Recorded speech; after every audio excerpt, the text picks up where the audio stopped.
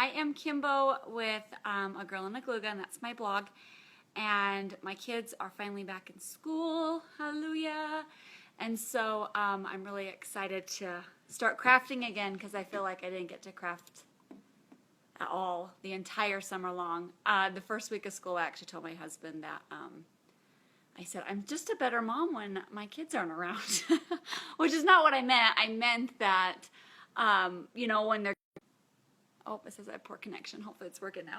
But anyway, I feel like when my kids go to school and then they come home, I'm ready for them to be home and I'm done with all my stuff. So anyway, right now I am currently making a faux chenille blanket. I don't know if you guys have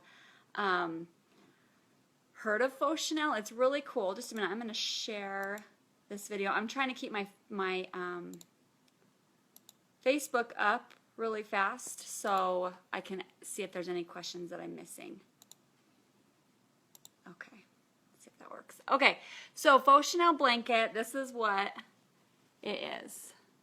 It's so cool. It's my favorite thing in the whole world, but I call it the pregnancy blanket because it pretty much takes a whole pregnancy to make it. It's actually, you know, like when you're pregnant and you're like throwing up in the toilet and your ankles are swollen and you look like you have elephant feet and you're thinking, who has more than one kid? This is horrible. Like, why do people choose to get pregnant more than once? And then you have the baby and you're like, it's so cute, look at the little toes. And then you forget how horrible the 9 months was. That's how I feel this blanket is. It takes forever and I hate making them. And then as soon as I get it done, I'm like, oh, I'm gonna make a king size one for my bed because it's so cool. So that's kind of that's why I call it the pregnancy blanket. It's time consuming. Honestly, I've made one start to finish in one day. I mean, I literally did nothing the entire day. But it is possible. And I mean, I've got some really easy tips and tricks too to help you. I've actually been writing a blog post on faux chenille, how to make faux chenille blankets, and it's 3 years in the making because I wanted to show you guys like all the different kinds of fabric that you can use and the techniques and different things like that. And I only make these blankets ever so often when my husband bribes me into making them pretty much. And so I don't make them that often, so this post is taking forever to write because, I don't want to whip out 85 blankets in, 5 days. So, like I said, we're making faux chenille. This is what it is. It is layers of fabric stacked onto each other, and it's sewed every probably ½ inch. I don't know if you can see that. Let me try to get out of the glare. Every ½ inch, and then you cut up the strips, except for the last piece of fabric, and then after you wash it. So this has only been, I just did this one. It's just a burp cloth. Look, I totally missed this spot too.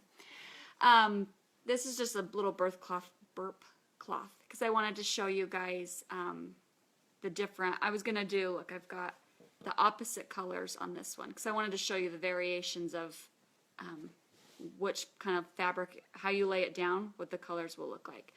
And so this, I just rinsed it and I threw it in the dryer. So the more you wash it, the more it frays up. And I mean, honestly, it's so cool looking. Isn't that awesome? So this is just an ombre one. I'm actually making one. This is what started it. My husband begged and pleaded me to make one for his friend. And I didn't even make one for my little sister who just had her baby, and I feel bad, Mallory. Maybe next kid. But I get roped into doing these, and then I don't ever want to do them.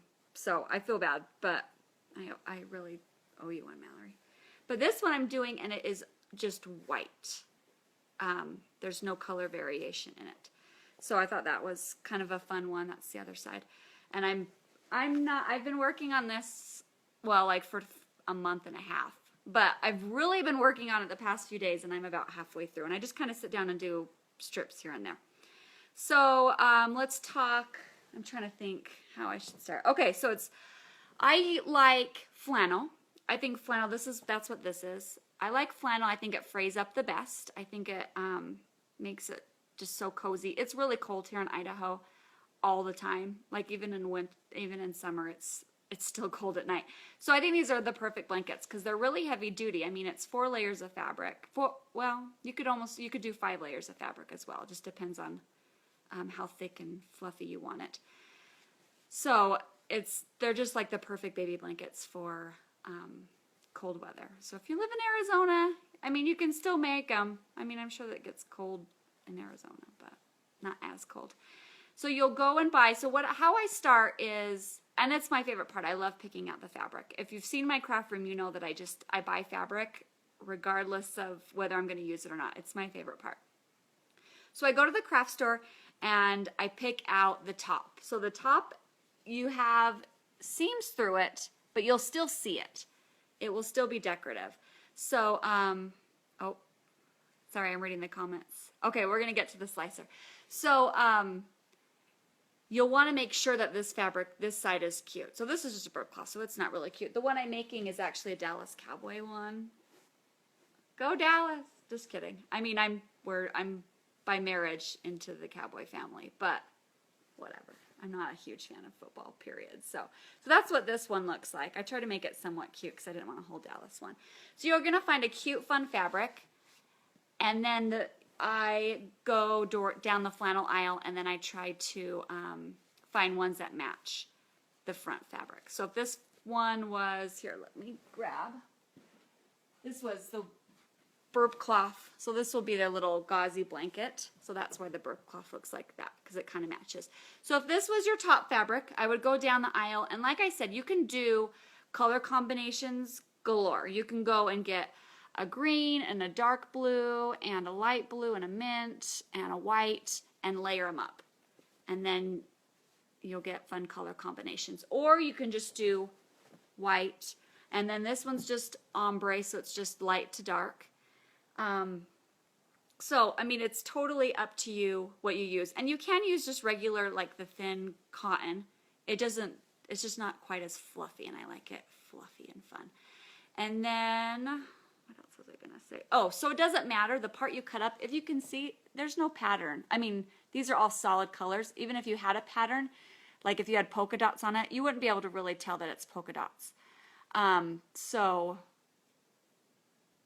Sorry, she said, oh, she just logged on. We're making faux chenille blanket. So this is what it looks like. This is just a burp cloth, but this is what faux chenille is. So it doesn't matter the layers of fabric if they have a pattern on or not. You can totally just do solid colors. And I know that it can get expensive. So this is 3, and you can see that's pretty fluffy. And I've done 4 before, and I think 4 is just as fun. This one I'm going to do 4 layers. So I have 4 layers, and then I have a fabric on the back. So this one so when I finally get the blog post up, I will link to it. I'm trying to work on it as soon as I finish these. Poor wireless connection. Hopefully you guys can see. Then you'll be able to see the difference between 3 fabrics versus 4 fabrics, and you could even do 5 fabrics. It's just going to be harder to cut all these lines. Okay, so the important part when making this blanket, so you're going to lay down your front fabric, you're going to lay down your flannel, or it doesn't have to be flannel. I like flannel. Lay down your solid pieces of fabric and just sandwich it all together. So that's what I've done here. Lay down that one, and then you're going to lay down whatever color combination you want. And if you want to just snip off a little corner and run some cuts through it and try to see what that color combination is going to look like, it totally looks different than what you think it's going to look. So like this one, the dark was on top, and you can see that it's kind of, you can almost see the minty underneath more than you can see the dark. So they're all going to look. Anyway, I keep saying that I have bad connection, so I hope you guys can see. So you're going to sandwich it all together, and then I just pin it to keep it from falling apart. You want to make sure that they're all smoothed out, and you don't want to make sure there's any wrinkles, so when you're sewing through, you're not going to get a gather in there. And then this is the important part, and I might have to switch you guys around real fast so you can see. Let's see, here I'll use this scrap piece of fabric. Because you're going to sew on the bias. And I don't want to get all technical because I don't want you to think, I don't even know what bias is, I can't sew this blanket. It's a bunch of straight lines. So it's not super tricky, but you have to cut it, or you have to sew it on the diagonal. Because when you cut it on the diagonal, that's going to make it so it doesn't fray up with strings. It's going to fray up perfect.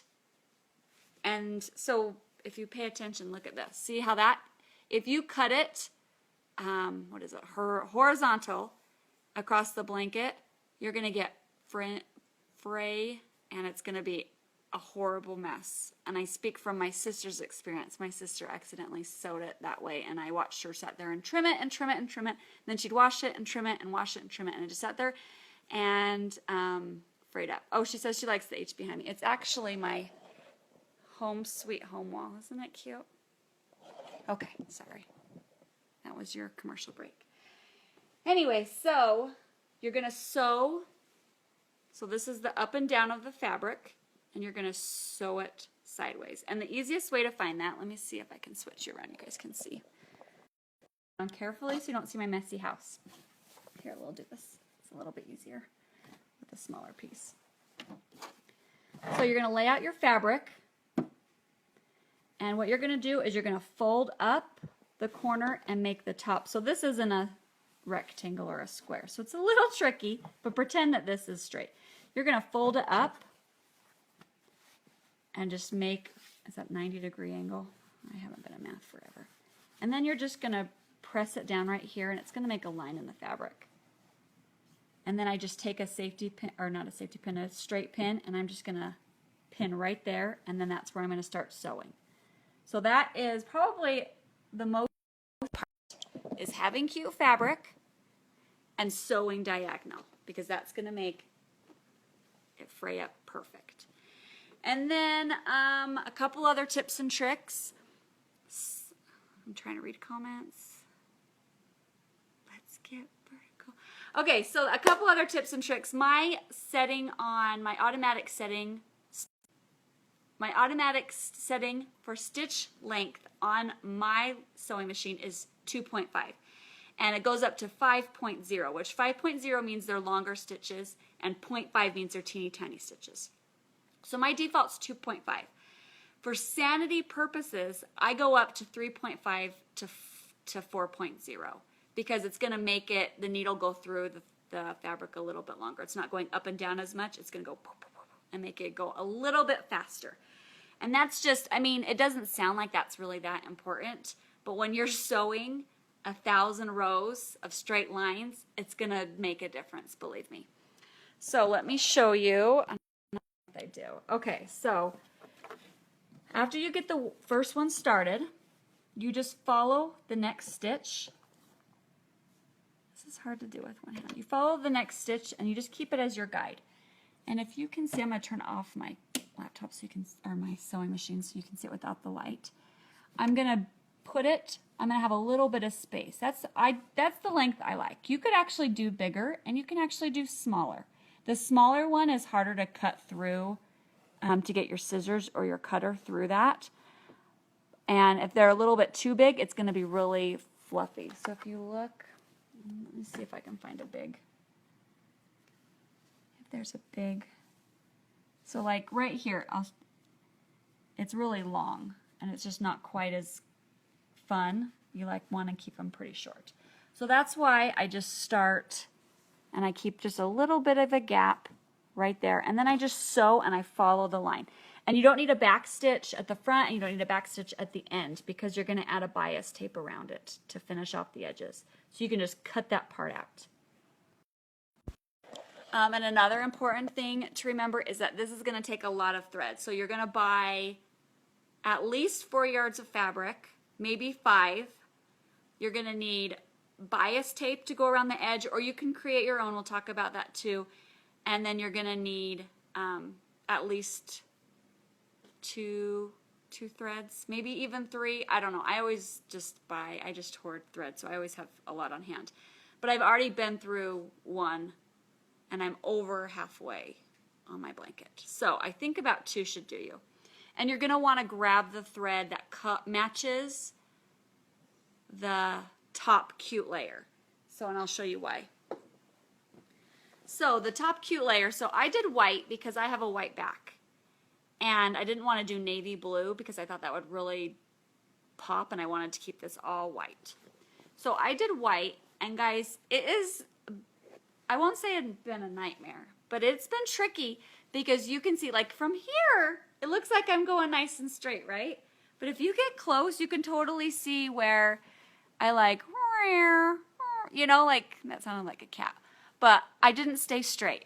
And so that's why I like to match the thread to the top layer, because, where's this? If you can see, you can't see the stitches very well when it's all cut up. So it only matters on the side that's not cut up. So like you can see, you can't really tell my mistakes. I mean, you can if you're close. My husband likes to pick through and look through and like, what happened here? This one went great, way wonky.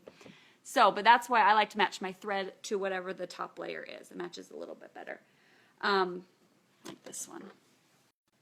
You can see where I've sewed, but it doesn't quite stand out as bad.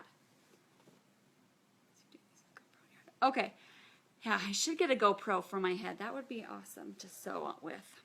It would be a lot easier. I don't know how to switch it back and forth though. That would be the tricky part.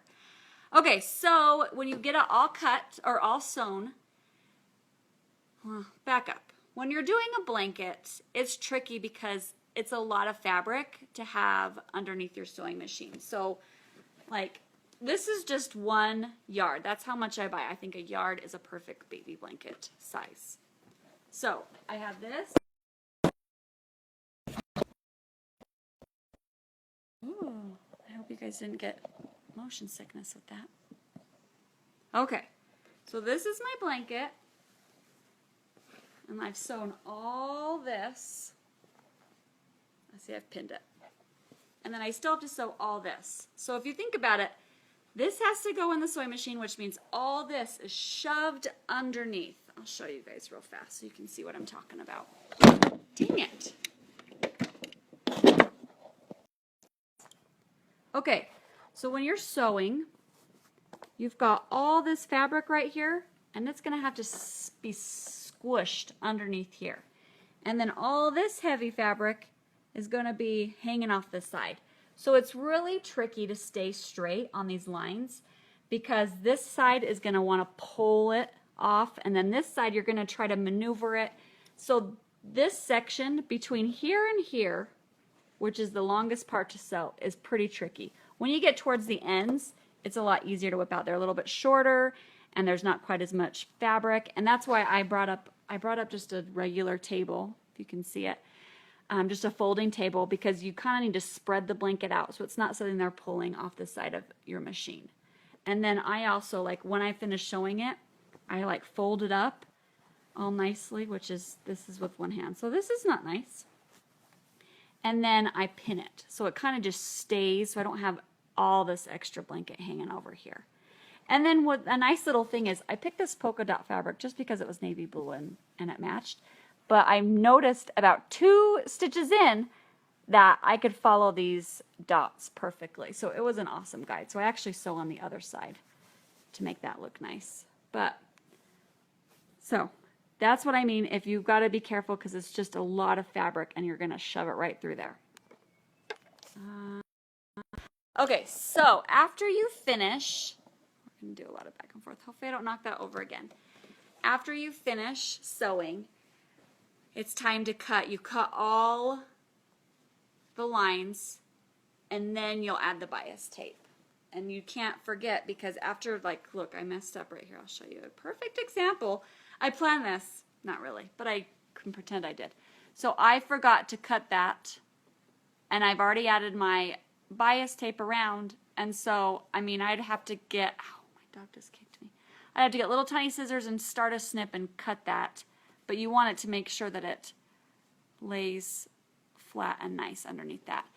And you're going to want to make sure to add the bias tape before you wash it, because these seams are going to be nice and flat still. They're not going to fray up. So it's so much easier to sew that on. And then when it's finally finished, you get to go and do the whole fun reveal. So let me show you how to cut it. It's my favorite part.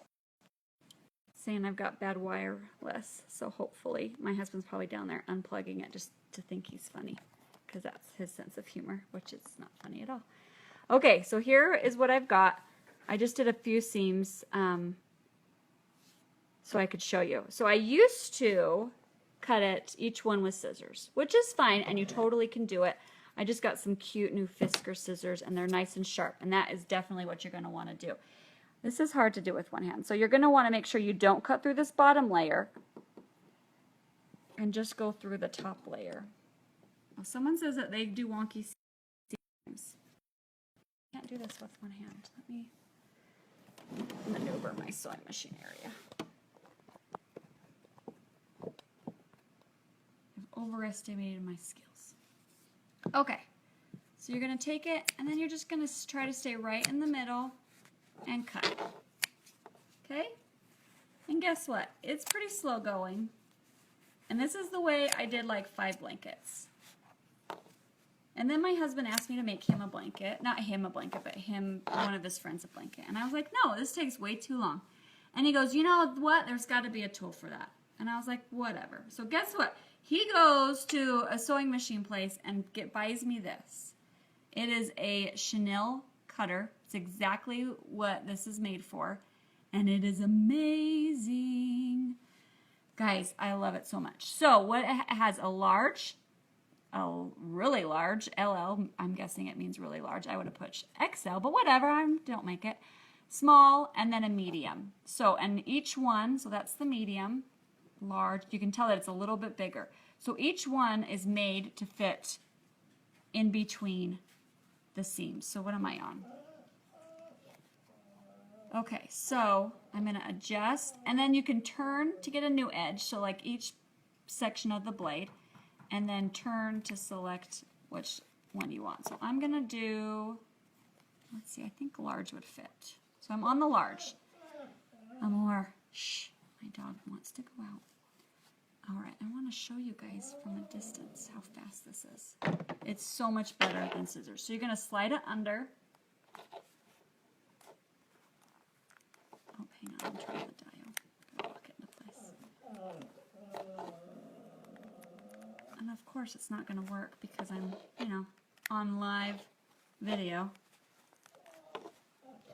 Hang on. Let's see if I can do it on this one. I'm trying not to knock my thing off. Hang on. All right, give me a minute. Okay. Oh no, I was on large, not medium. It slid out of place and unlocked. Okay. So you're gonna go and you just what?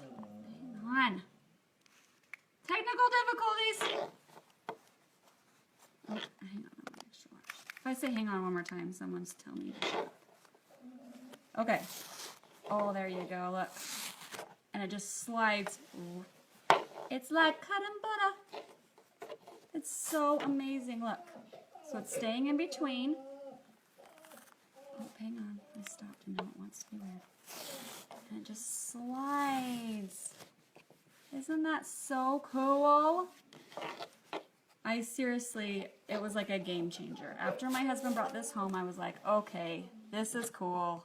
We can maybe make some more blankets. And actually, I've made a pillow with it, and it was really cool.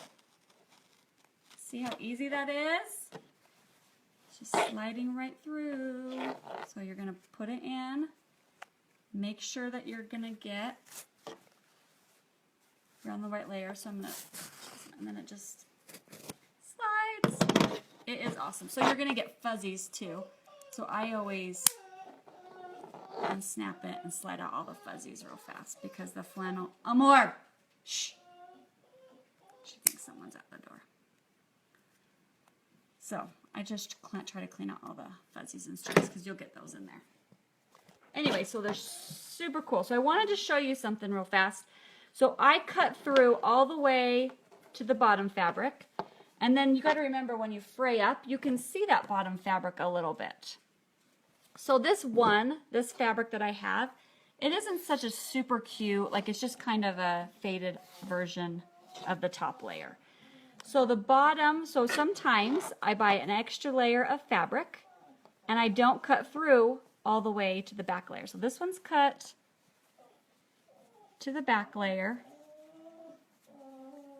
And then this one, I left a layer. So it just depends on the look that you're going for. If you want a fun color on that back layer, then you can totally, get it so teeny tiny. See, you can see that I've got the dark blue there at the bottom. So keep that in mind. So sometimes I buy an extra layer. If the top fabric is just a regular thin cotton and it's not a flannel, I usually buy an extra layer. And that's exactly what I did here on my Dallas Cowboys blanket. So this is the top layer. It's the polka dot. I'm laying the blue down, and then I'm going to cut through these 3 layers of white. So when you look at it, it's going to be all white and fluffy, and then there's going to be a little tiny blue in between. So this one it's the lightest color of the ombre, and you can see how you can see that layer. So like I said, if it's not a cute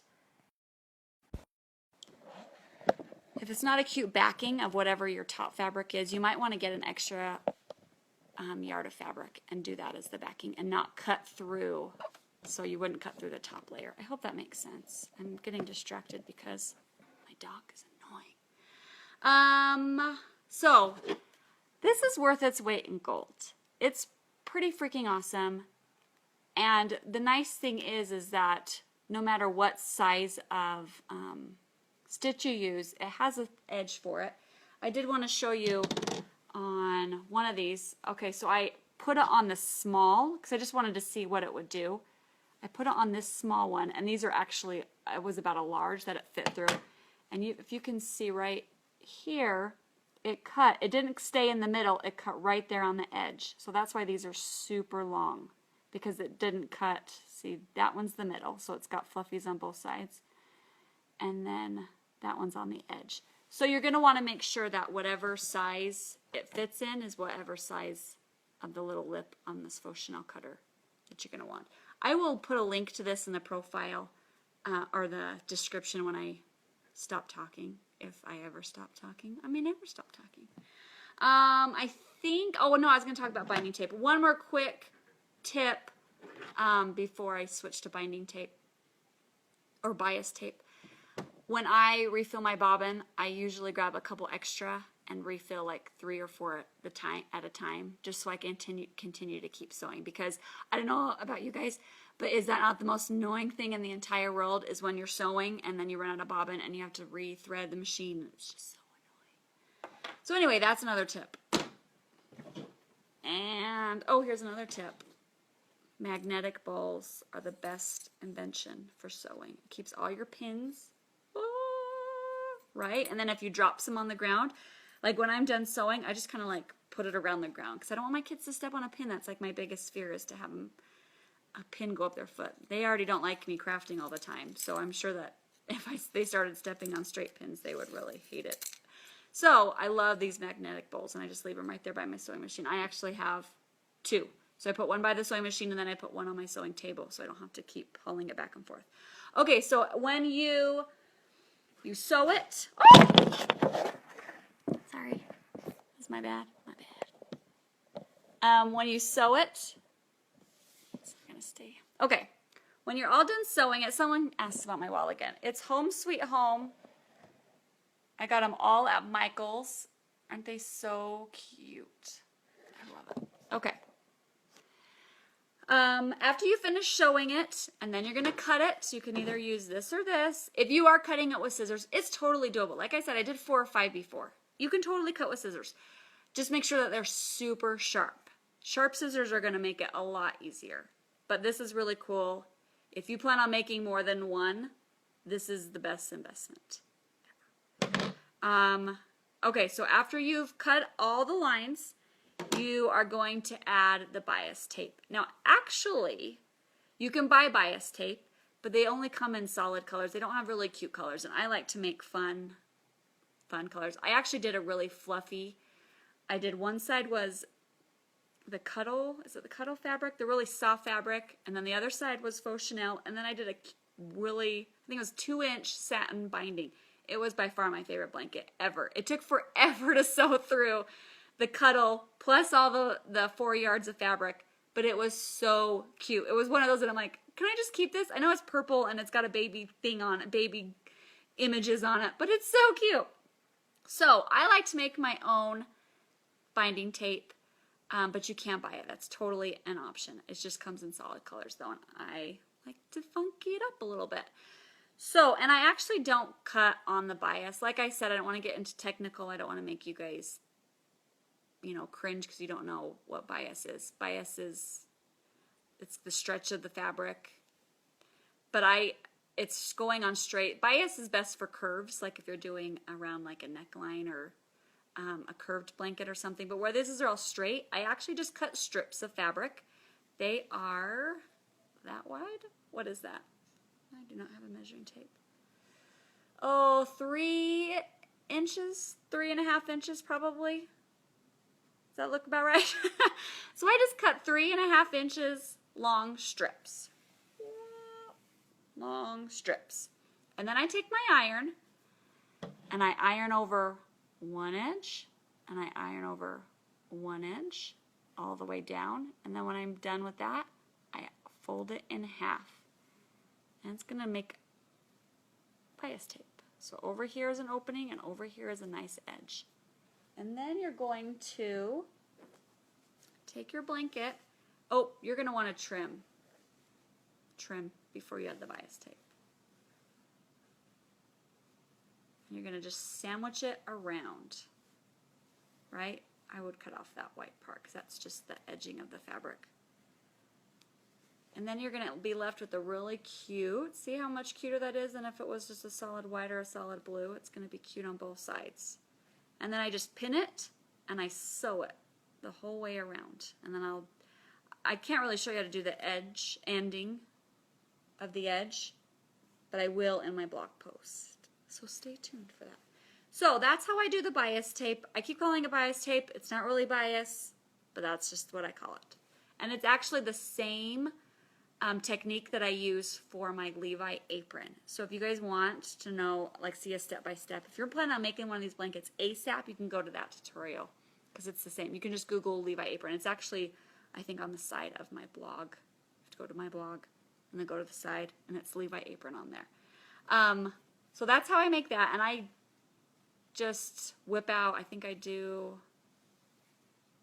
4 strips of it, and they're each a yard long. So I will have a little bit extra because the top of the blanket, oh, maybe it's 1.5 yards. I don't know. It's whatever the length of the fabric is. I just rip it, and I have 4 of them. So that's how I do bias tape. That's not really bias tape. I'm sure that there are some real professional sewers. I consider myself a hobbyist sewer. Like I can sew, I can make clothes, but you can't look at the inside of these clothes because it looks a hot mess. So like I can keep, they stay together, they just don't look professional. And so I'm sure that there's real professional sewers that might be watching this and they're probably cringing and thinking they want to throw a sewing tomato, pincushion tomato at me. But that's just how I do. I do it and it works and it looks fine. So it works. Okay, so after you get the whole bias tape on, you're going to run it in the washing machine.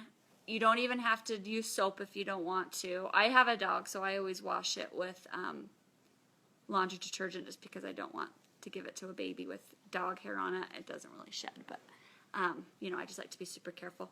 But you're going to want to run it through so it kind of irritates the strips, and then you're going to dry it. And then you pull it out. And like I said, this is only one time, and it's still damp because I was doing this morning, trying to hurry and get it done before I wanted to do this. So it's still even damp. So the more you wash it, the more it's going to fray up, and it's just going to look so cool. Is that not awesome? I am in love with it. I sit there and I pet it, and I seriously get it, and every blanket done, I get it done, and I'm like, I should just keep this one for myself. I don't ever want to give them away because I love them so much. And one lady actually told me that she made, I think she said a queen size for someone's wedding, and she must have one of those huge industrial machines because I don't know how she got that fabric through her sewing machine. I was in awe. And then I was like, did you want to make me one? I'll buy you all the fabric. If you did want to make a bigger size, I would buy sheets. Like the cheap sheets, like queen size, whatever size you would want to make.